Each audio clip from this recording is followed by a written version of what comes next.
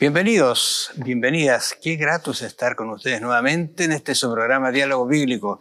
Estamos estudiando un tema general que se llama el gran conflicto. El gran conflicto eminente va a ser ahora.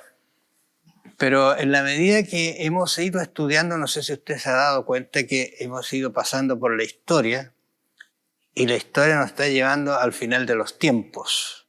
Y al final de los tiempos el conflicto será realmente inminente y directo a engañarlo a usted y a mí. Ahora, ¿qué podemos hacer?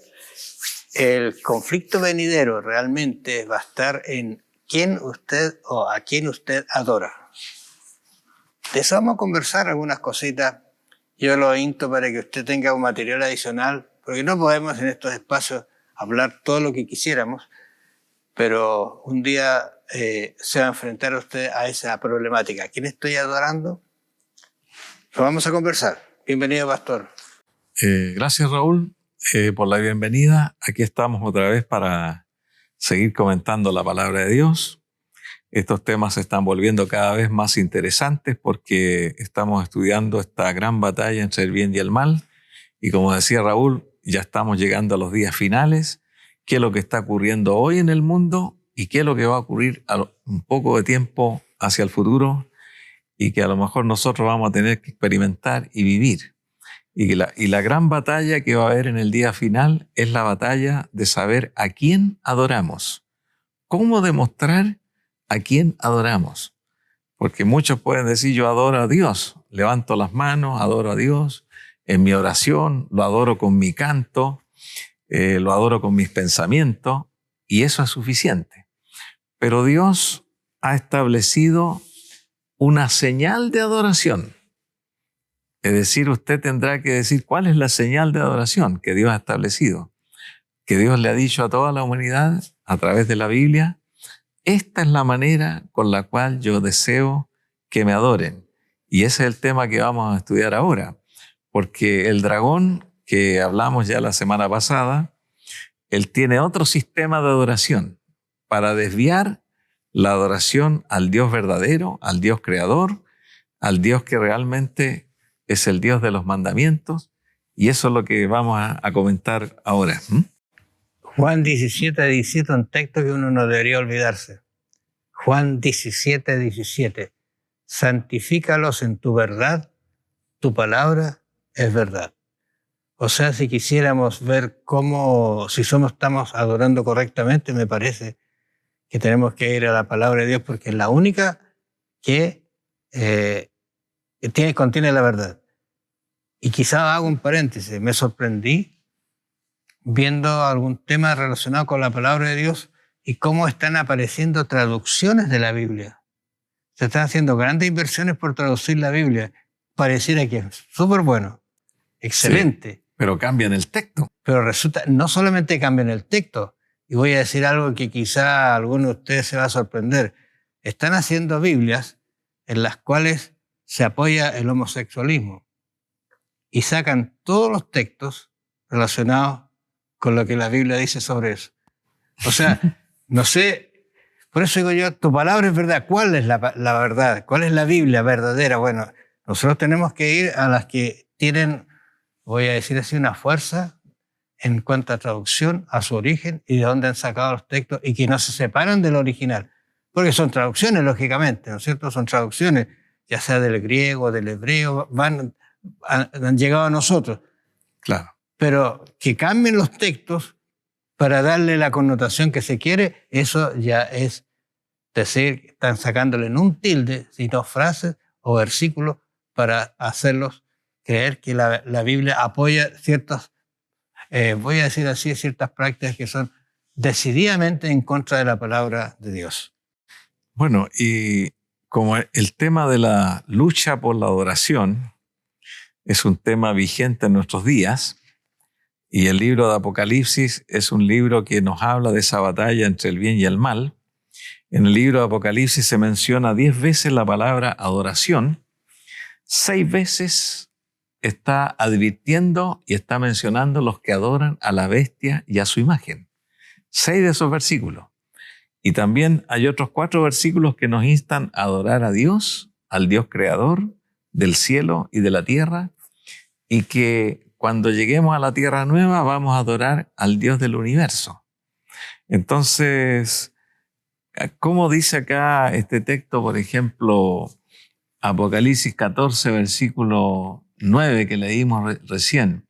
Si alguno adora a la bestia y a su imagen y recibe la marca en su frente o en su mano, él también beberá el vino de la ira de Dios.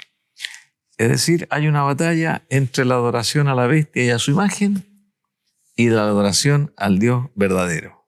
¿Cómo va a ser esto? Y además el texto anterior dice que si alguno adora, dice diciendo a gran voz, adorad a aquel que hizo el cielo y la tierra. O sea, ya entramos en una relación íntima entre lo que es ley, creación y lo que Dios hizo. Claro. Adorad a quien, ¿no es cierto? A Dios que hizo los cielos y la tierra, porque la hora de su juicio ha llegado, ¿no es cierto? Esos conceptos en el conflicto final de la raza humana van a ser muy puntuales, porque el adorar a Dios, si no lo creemos como creador, estamos muy mal. Y lógicamente, cuando hablamos de creador, tenemos que incluir decididamente la observancia del sábado. Claro, yo estuve pensando en esto, Raúl, y analizamos los 4 mandamientos, porque la ley de Dios que está allí registrada en Éxodo 20, también en Deuteronomio 5, los 4 primeros mandamientos tienen un mandamiento hacia Dios, y los otros 6 en relación con el prójimo. El primer mandamiento dice: no tendrás dioses ajenos delante de mí, yo soy Jehová tu Dios. Es un mandamiento. El segundo dice: no te harás imágenes. El tercero: no tomarás el nombre de Jehová tu Dios en vano. Y el cuarto dice: acuérdate del día de reposo para santificarlo, porque en 6 días hizo Jehová los cielos y la tierra y todas las cosas que en ellos hay, y reposó en el 7º día. Por tanto, Jehová bendijo el día de reposo y lo santificó. La adoración es santificar a nuestro Dios en el día que corresponde al Dios creador. Es el único mandamiento que nos ordena adorar al Dios creador. De los 4 relacionados con Dios, es el único que nos dice: adora al Dios creador, santifica ese día para Dios. Entonces, cuando dice Apocalipsis 14, 7, adorad a aquel que hizo el cielo, la tierra y la fuente de las aguas, nos está diciendo: observa el santo día de reposo, el 7º día, el sábado. No nos está mostrando aquí otro día. Y cuando nos dice Apocalipsis que los que adoran a la bestia de su imagen recibirán la marca de la bestia, hay una contraposición con el día sábado. Por eso que aquí viene la batalla del día de la bestia y el día de Dios. ¿Cuál es el día de Jehová? El día de Dios. ¿Y cuál es el día que está proponiendo la bestia y su imagen? Que en realidad es el dragón el que está detrás de este día. Entonces ese será el gran conflicto final. ¿En qué día adora usted al Dios creador? ¿En el día que Él ha designado o en el día que propone la bestia y su imagen? Ahora, lo interesante es que según Apocalipsis 12, 17, dice que el dragón se llenó de ira. Esto identifica, en relación a lo que tú estás conversando, muy bien al verdadero adorador. Porque el dragón se llena de ira y se fue a hacer guerra contra los que guardan los mandamientos de Dios y tienen el testimonio de Jesucristo. O sea, ¿dónde está el problema? El problema está en que Satanás quiere desvirtuar, sacar de la mente, borrar de la mente a un Dios creador, un Dios santo, un Dios de amor. Recuerdo que una vez le preguntaron cuál era el gran mandamiento y Jesús, ¿qué es lo que dijo? Amar a Dios y amar al prójimo. O sea, al final uno puede decir, su ley es amor. Está hecha para que tengamos la mejor convivencia, pero eso lo detecta Satanás porque es enemigo de Dios y él quiere que entendamos que que Dios es un Dios que nos quiere destruir, que nos quiere obligar, que nos quiere sacar del espacio, cuando es todo lo contrario.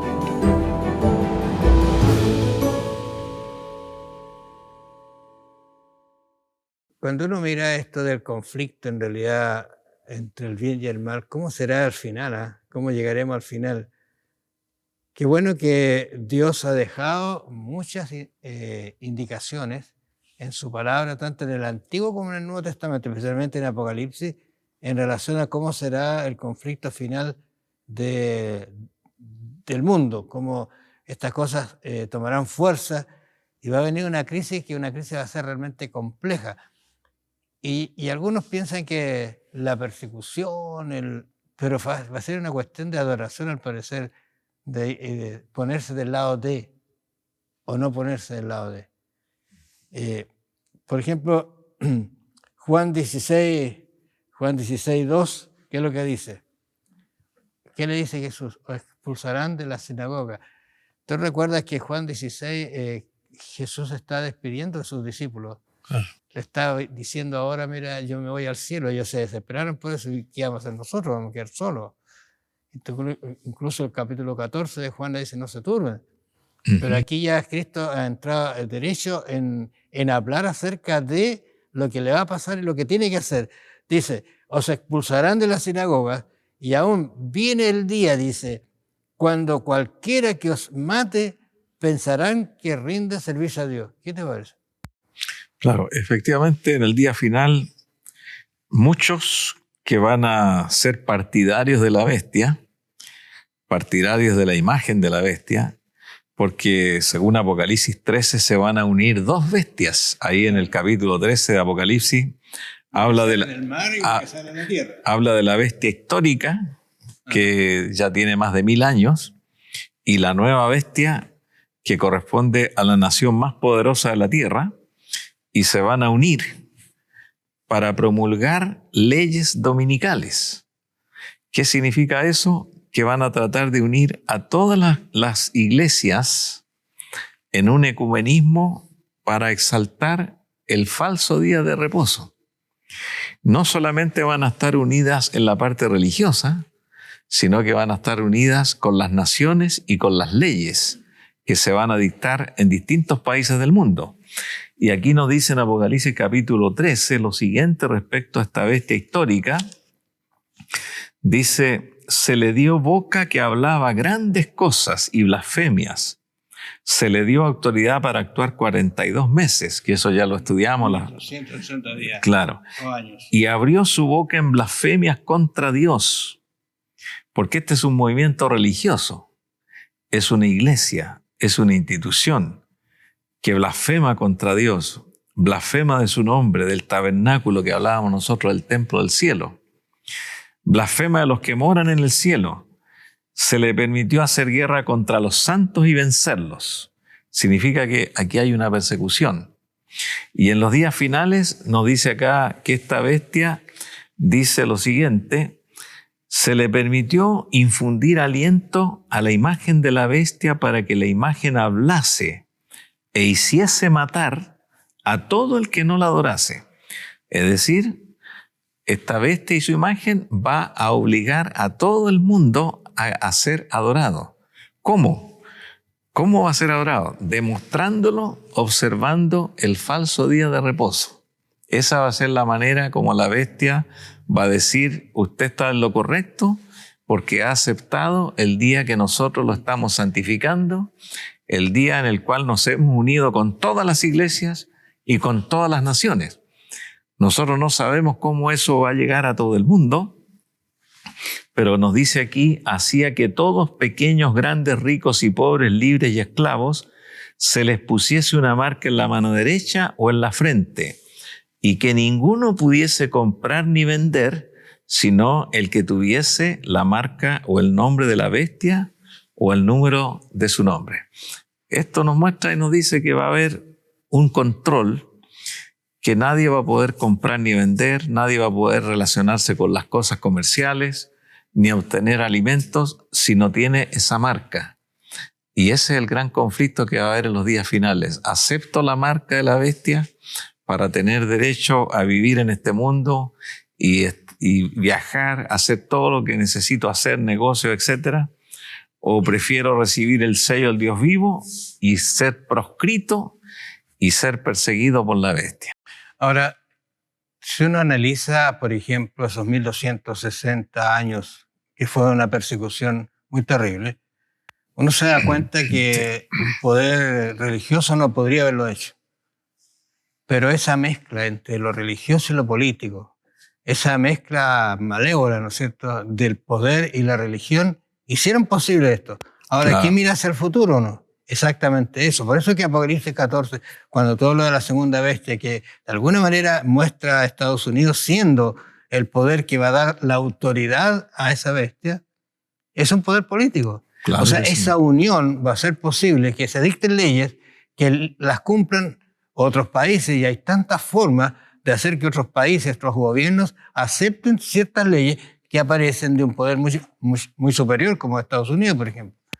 Claro, eso es el gran misterio, porque los Estados Unidos es una nación que nació como protestante. Huyendo de la persecución, justamente.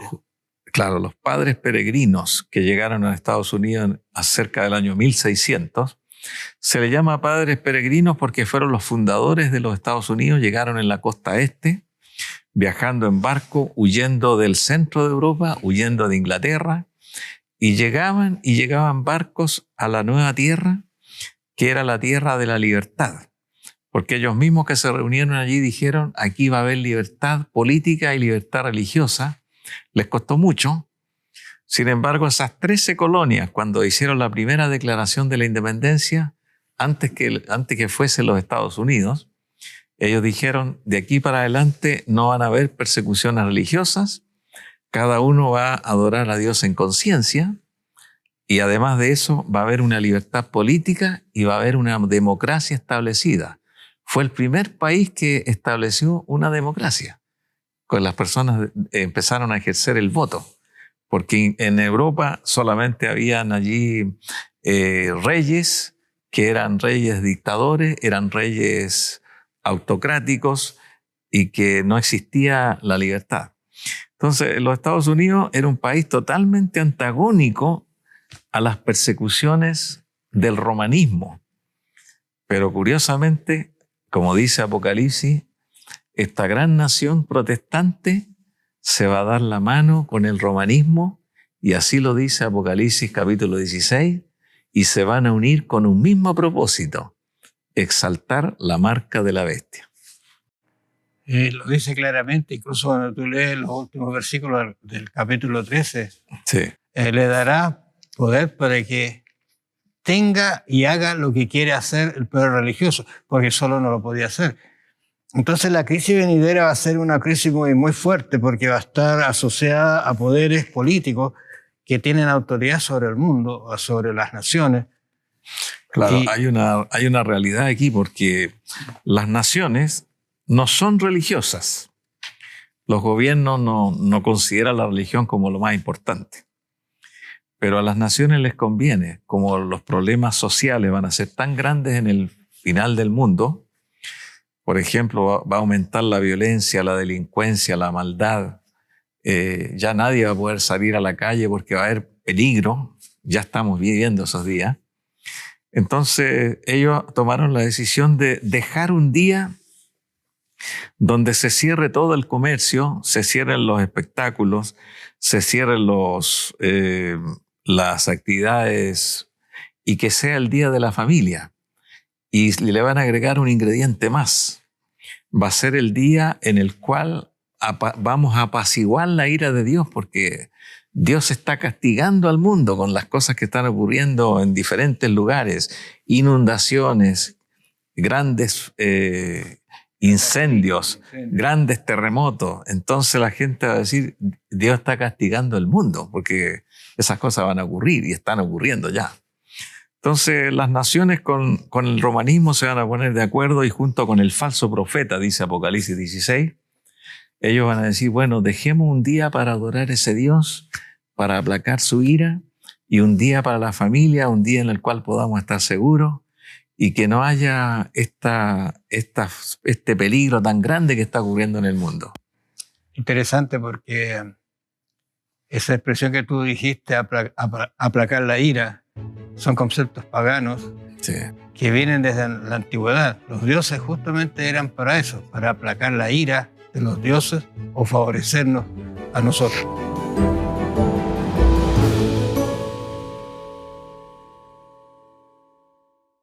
Bueno, tú habías mencionado algo de Estados Unidos y alguna cosa, pero hay una primera bestia y una segunda bestia. La primera dice que sale del mar y las aguas. Y cuando hablamos de agua, habla de mucha gente, ¿no es cierto? De muchedumbre. Y efectivamente en ese lugar de Europa había mucha gente y de ahí apareció un poder. Pero esta dice que aparece de la tierra. Y entonces cuando se identifica como de la tierra, lógicamente uno dice, ¿qué poder apareció en un lugar que no era agua, mucha gente, mayormente desolado? Y efectivamente cumpla con lo que tú dices del surgimiento de este nuevo poder, Estados Unidos, que nació teniendo las libertades y que cuando uno las mira, esas libertades están siendo cambiadas. A una persona le preguntaron, frente a las situaciones terribles que estaban pasando en Estados Unidos, y le preguntaron, ¿y dónde estaba Dios por lo que sucede? Entonces la respuesta fue muy clara, dice, no dónde estaba Dios. Nosotros lo hemos sacado ya a Dios de las escuelas, nuestras legislaciones, nuestras casas. No sé. Claro. O sea, esa es una verdad que dice, oye, está como cambiando, pero cambiando y cumpliendo lo que dice Apocalipsis 13, la última parte de la segunda bestia. Claro, efectivamente, la primera bestia, como tú decías, gobernó el mundo por 1260 años, desde que el emperador romano Justiniano le entregó el dominio de todas las iglesias de Occidente al pontífice de Roma. Desde ese momento se le llamó papa, porque anteriormente a eso era un anciano más, un presbítero más, un obispo, como habían obispo en tantas iglesias. Entonces, esta iglesia histórica gobernó el mundo por todo este periodo profético y que terminó en el año 1798, cuando Napoleón manda a buscar al pontífice de romano, lo lleva a Francia y después de 11 meses muere en una cárcel. Allí se produce lo que llamamos en Apocalipsis la herida de muerte. Entonces, este poder se ha ido recuperando, esta cabeza herida se ha recuperado y la tierra se maravilla, dice Apocalipsis capítulo 13, por la recuperación de esta bestia que empieza a adquirir un poder tremendo en el mundo. Y es lo que estamos viendo hoy día, que todos los presidentes van a visitarlo, todos los estadistas del mundo le rinden homenaje y realmente tiene un poder en este momento aproximadamente en más de 2.000 millones de personas que pertenecen al romanismo y solamente unos 400 a 500 millones son protestantes en el mundo. Y esta bestia que sube de la tierra que tú mencionabas está en Apocalipsis capítulo 13, sí, versículo 11 en adelante dice, tenía 2 cuernos semejantes a los de un cordero, pero hablaba como dragón. Era una bestia que se transformó en una nación importante. Esos 2 cuernos, la palabra cuerno en el idioma bíblico significa poder. Esta era una bestia que parecía inofensiva.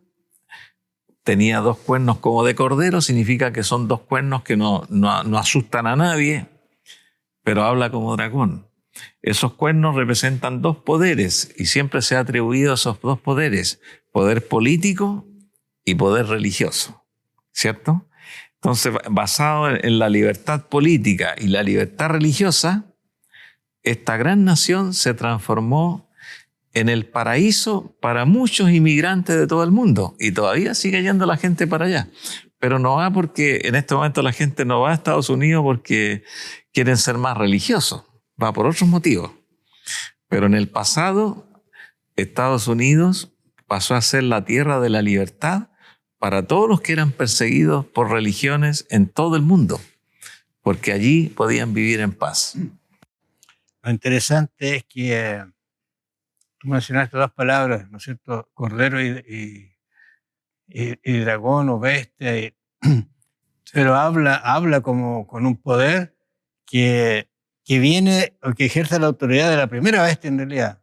Significa, entrega una autoridad, se le entrega una autoridad que tenía la primera bestia. O sea, si uno mira con tranquilidad capítulo 13, se da cuenta que al final el poder que viene desde la primera bestia, que fue un político religioso político, ¿no es cierto? Sí. Se ve en esta segunda bestia que sale en la tierra también como un cordero manso, hablando, pero con los dos cuernos, teniendo el poder. Y ahí están los dos poderes, político y religioso, nuevamente se funden para luego aplicar leyes que van en contra efectivamente de los preceptos de Dios. Claro. Y de hecho hay muchas cosas que están apareciendo en Estados Unidos que uno quizás no se da cuenta, pero a diario están apareciendo gente, no sé, matando a otros seres humanos, haciendo cosas terribles. Claro, en este el momento, otro día miraba yo ¿sí? un lugar donde están los jóvenes vagando, ¿no es cierto?, drogados. Qué terrible eso, sin tener un miramiento, ni una conciencia de vida, abandonados, y el Estado está proveyendo para hacer algo por ellos, pero no hay nada, no hay caso. O sea, los ha tomado, ¿no es cierto?, el vicio. ¿A dónde va esa nación con eso? Entonces, ahora, su poder que tiene con el poder religioso va a actuar de tal manera que diga, bueno, ahora vamos a hacer paz y seguridad en el mundo. Sí, ¿Te suena parecido esa expresión? Efectivamente, porque los Estados Unidos en este momento está siendo cuestionado y hay muchos que desafían a los Estados Unidos. Uno se pregunta y dice, bueno, pareciera que hay otras naciones que tienen más poder que los Estados Unidos, porque tienen proyectos nucleares y son más gente, como la China, como la Rusia y otros países. Pero según la profecía bíblica, los Estados Unidos van a ser los señores de la tierra. Eso dice la Biblia. ¿Cómo se va a lograr esto? Dios lo va a hacer. Estados Unidos va a tener una preeminencia y va a ser el que va a apoyar al romanismo en los días finales. Va a apoyar el falso día de descanso. Va a apoyar el falso protestantismo. Entonces la iglesia se ampara en el Estado y dicen que cada vez que la iglesia se ampara en el Estado, se desvía del camino. Entonces en este momento nosotros sabemos que estas cosas van a suceder, se van a dictar muchas leyes que son dominicales y que tendremos que enfrentarlos porque hay un día que la Biblia exaltó como día de reposo, el Santo Sábado, y se espera que nosotros podamos conocer acerca de cómo adorar a Dios en sábado y cómo enseñarle a las personas sinceras que están en Babilonia en este momento y que también deben observar el día de reposo. Estaba pensando cómo llegar a un consenso para no ser extremista, porque algunas de estas cosas pueden parecer que estamos yendo al extremo y decir, oye, pero ¿será así? ¿Será que va a ser tan terrible como no haber conciencia de lo que es la buena convivencia? Bueno, cuando uno estudia, por eso que es muy bueno estudiar también la persecución de los cristianos en la Edad Media. No había conciencia. Y lo hicieron pensando que estaban rindiendo servicio a Dios. Rindiendo servicio a Dios. De las cruzadas, por ejemplo. Sí. Entonces, es increíble cómo esto que pareciera de repente no se cumpla, la Biblia lo dice que sí y se va a cumplir. ¿Cómo? Ese es un problema que Dios ya tiene determinado porque sabe el futuro. Va a haber una forma.